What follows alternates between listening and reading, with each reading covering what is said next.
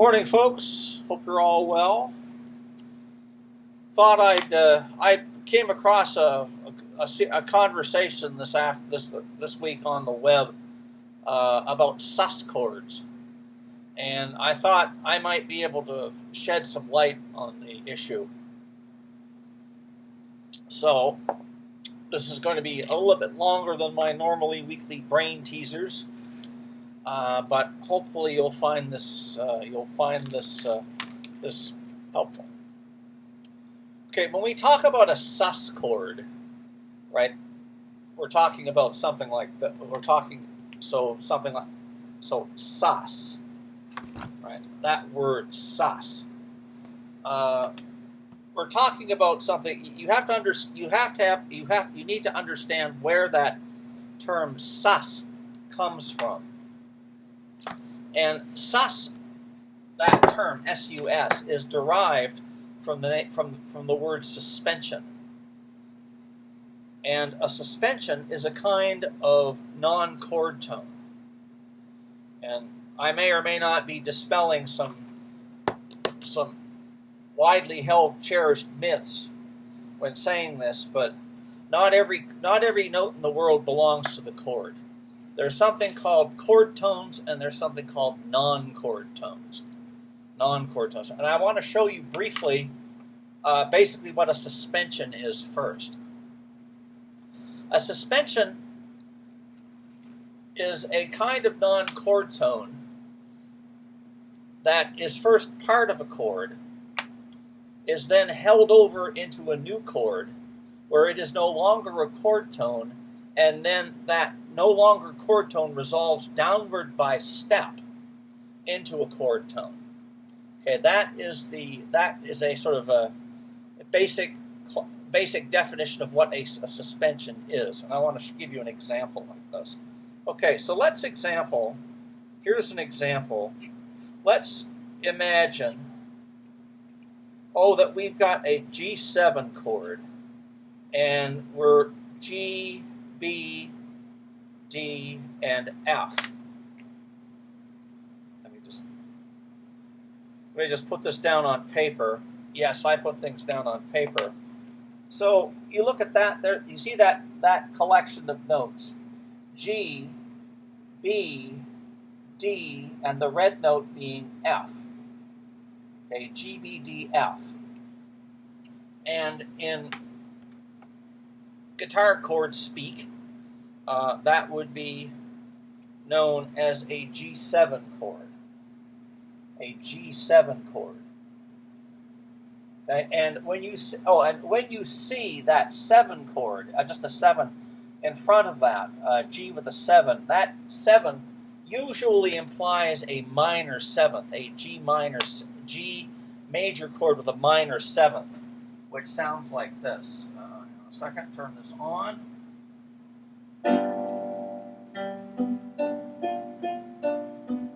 Here's a major triad, and then a minor 7th. Okay, so when you see G7, that usually implies, or at least in a lot of ways, or that will normally imply a minor 7th with a major triad. Okay, now let's imagine that you want to go from a G7 chord to a C chord. So something like this would sound like G7 to a C chord. And let me write that down. I can't stress enough the importance of being able to write stuff down. It really helps. Okay, and we won't worry about traditional voice leading at the moment. I'll just play it. I'll write it the way I played it.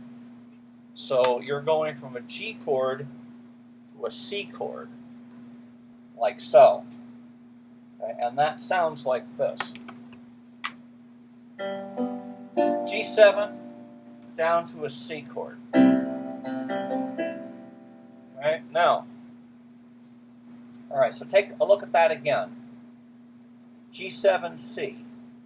Now, I want to change that just slightly. Need to erase this quickly. Now, the idea of a suspension, or a note held over from the previous chord into the new chord, works like this. Let me just write this down the way I've got it.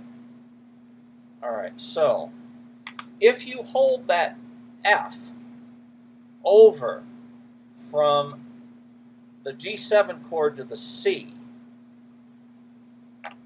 like so, you'll notice you've got G, B, D, F in the first chord, and then C, G, C, and then F, that red-colored F. That F does not belong as part of that C chord. It is a non-chord tone. Non-chord tone. Okay? So that is the suspension. And what that sounds like is this. Here's the G7, and then moving to the...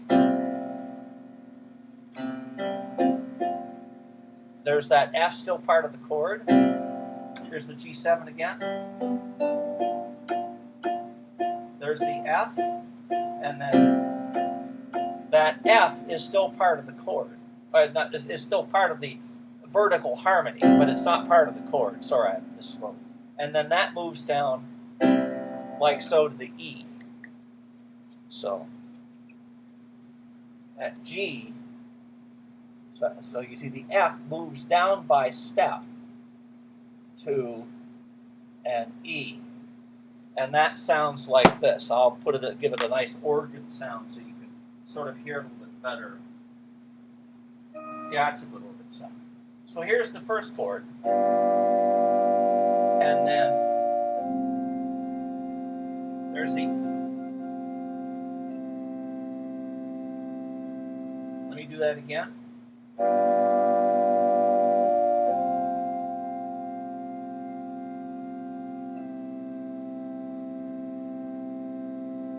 So you see that this F, when it be held over into that C chord, that becomes a suspension, or a sus, as it's labeled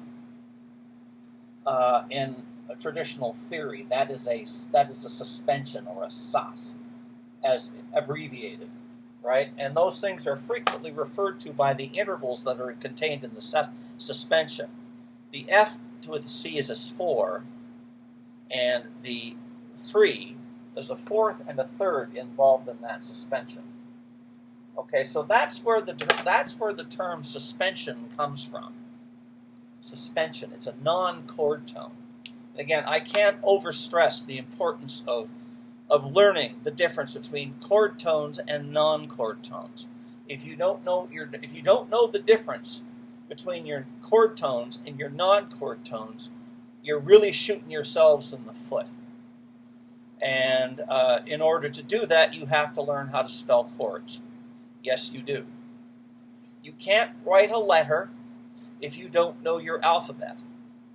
And you are shooting yourself in the foot trying to improvise or trying to do anything in music if you don't know the difference between a chord tone and a non-chord tone.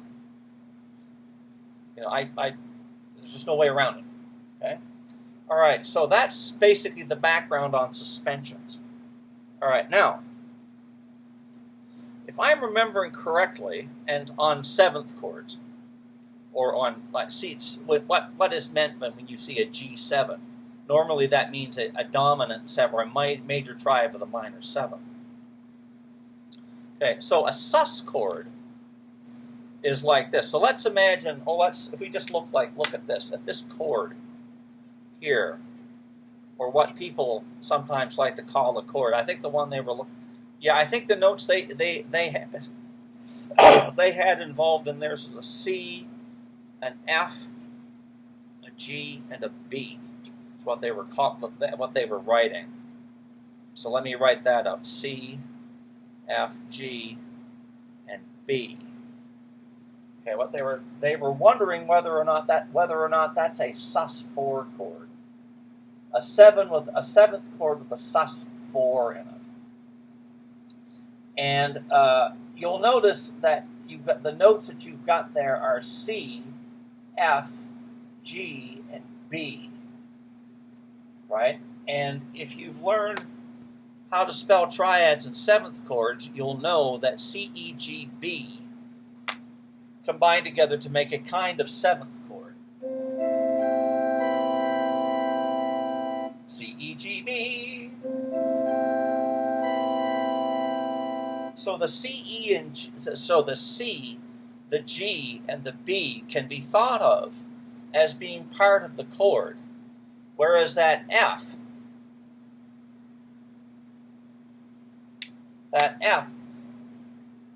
strictly speaking, doesn't fit into a major seventh chord with C as the root, right? And they're calling that a sus, right? That's a sus. And that's a fourth, a sus4. And the reason they call it a sus4 is because there's a fourth between the C and the F. Okay, so that's what they're talking, and that's the chord that they've got there. C, F, G, and B. Okay? So yes, that is a sus4 chord. A sus4 chord. Okay? But it's also kind of interesting that that same set of notes can actually also be used as another kind of sus chord. And it depends on what you consider to be the root of the chord.